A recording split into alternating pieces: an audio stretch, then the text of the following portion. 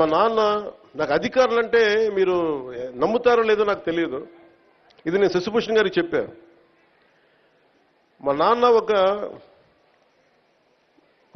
Police కానిస్టేబుల్గా ఉద్యోగం ప్రారంభించిన మా నాన్న ఒక అసిస్టెంట్ ఎక్సైజ్ సూపరింటెండెంట్గా రిటైర్డ్ అయ్యారు సార్.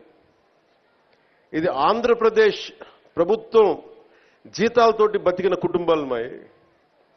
నేను రుణం తీర్చుకోవాలి నా ఆంధ్రాకి, నా దేశంకి రుణం తీర్చుకోవాలి. ఎందుకంటే ఇంత కోట్ల మంది ప్రజలు ట్యాక్సులు కట్టి మా నాన్న ఉద్యోగం చేసే డబ్బులు వస్తే ఆ డబ్బులతో పెరిగిన ఆ జీతంతో పెరిగినోడిని నేను రుణగ్రస్తుని ఈ నేలకి.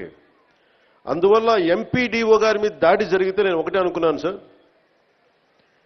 మా నాన్న ఒక ప్రభుత్వ ఉద్యోగి, మా నాన్న మీద దాడి జరిగితే ఒక కొడుకు ఎలా స్పందిస్తాడు, అలా స్పందించే సార్ ఎంపీడీఓ గారి మీద దాడి చేస్తే.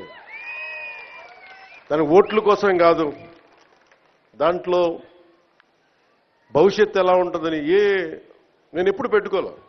లెక్కలు లేవు నాకు, లెక్కలు పెట్టుకొని ఏమీ చేయను.